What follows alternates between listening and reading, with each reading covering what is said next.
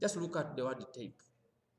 If you have been where they construct, there's what we call a tape measure. It is a flat and long.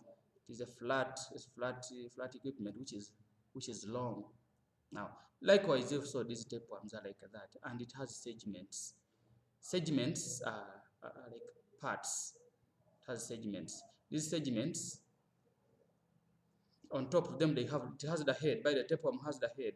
But if you look at this diagram properly, you go to, to internet and search structure of a tapeworm. You realize that a tapeworm, even me looking at it, you get scared.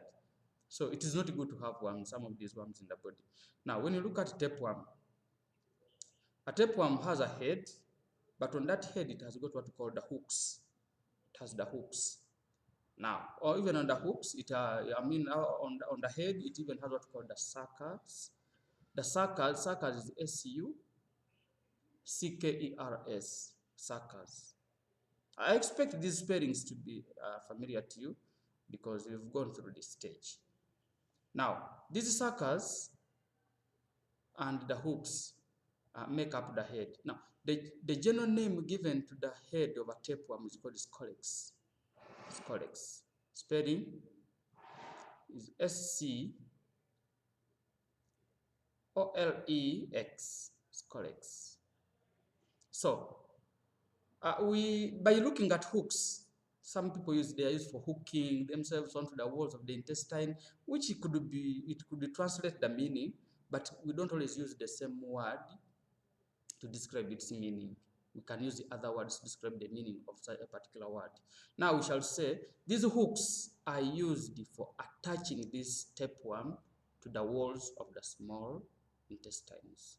Remember, we just said that the small intestine is where absorption of food takes place, digested food takes place. So these worms go and attach themselves onto the walls of the small intestines using the hooks. Now we come to the suckers. What do you think are the uses of the sucker? How useful are the suckers to this tapeworm? I know. Okay. I imagine you're thinking that they are used for sucking. Actually, you're not right. I know you're thinking like that, but you're not right. Yes, they have a misleading name, like suckers, and somebody may think they are used for sucking. My friend, they are also having the same function like the hooks. They are both used, the hooks and the suckers are used for attachment. They use for attaching. So this, you ask me, how does this tapeworm get its food? Remember, the tapeworm feeds on digested food. So this tapeworm here gets its food by it absorbs the food. Food enters through it. So just imagine if you get a charger and you want to charge your phone and you put it in the socket. Now that wire that connects from the socket to the phone, it is just a pathway through or the pathway of what? Of current, of electricity, of power. So likewise also here. Now this step one has got what we call segments. It has the segments near the neck. It also has what we call the neck. Then after the neck, it has what we call the segments. These segments near the neck are not mature. But the last segment, which person would call it a tail, if it was an animal, the tail of it. So the last segment of the tapeworm is the ones that are mature. Now when they're mature, they go off. They break off, and you produce them, you defecate them. They come out from your body through the feces. Now, how does one get infected with the tapeworms? You can get infected with the tapeworms.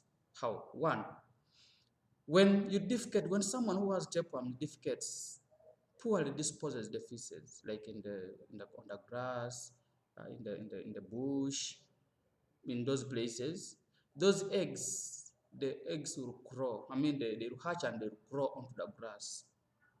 When the larva of the tapeworm crawls onto the grass, you realize that it can stay there for a longer time.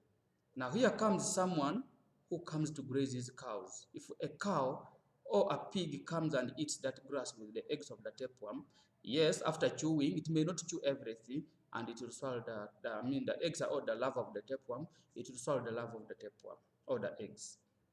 Now when they enter that animal, you realize that they will develop, and they will find their way into the blood system of the cow, or of that animal, or the pig, majorly the cow or the pig. Now, when they enter the blood system, the blood will move them into the muscles, the meat, the muscles of that cow or of that animal. Now, when they reach there, they will develop into what we call cysts. They will be there. When they develop, when they get there, you find that almost the meat of that animal has the tapeworms. Now, the tapeworms will develop and stay in the muscles. Here comes a human being, me and you, where we go to the butcher shop and we buy a kilo of meat. When you come and you cook that meat, and you don't cook it very well, or you undercook it, you realize that you eat the eggs of the tapeworms. And when you eat these eggs of the tapeworms, you now also get what we call the tapeworms. So, tapeworms enter your body through eating undercooked meat or pork. So when you eat, conditions where you eat undercooked is like when you roast meat. Yes, on top you may even on the top of the meat you may see as if it is even burning, it's becoming black, but inside you'll find that the heat has not reached very well. So you need to. So some of you even who eat pork, and then pork roasting and whatever. So sometimes those things, in such occasions, meat is not cooked well. So you end up eating the eggs of the tapeworms. Now, when you have tapeworms, you will have diarrhea, you will have general body weakness, and therefore you may even end up passing out stools that have the eggs of the tapeworms. Those are some of the signs. Now, how do we prevent it? How do we prevent that? By the way, let me tell you, when it comes to prevention comes before you prevent something, you must know the cause of it. If the cause now of the tapeworm is eating undercooked meat or pork, here the best way of preventing it is by eating well-cooked meat or pork. Then we bring in other measures like deworming and proper disposal of feces. Proper disposal. Remember, according to the story, the life cycle, if one person did not poorly dispose the feces, these cows won't have eaten this, and therefore we do not have these tapeworms. So that's the life cycle that's how the life cycle moves of a tapeworm, from the infected person to infecting another person.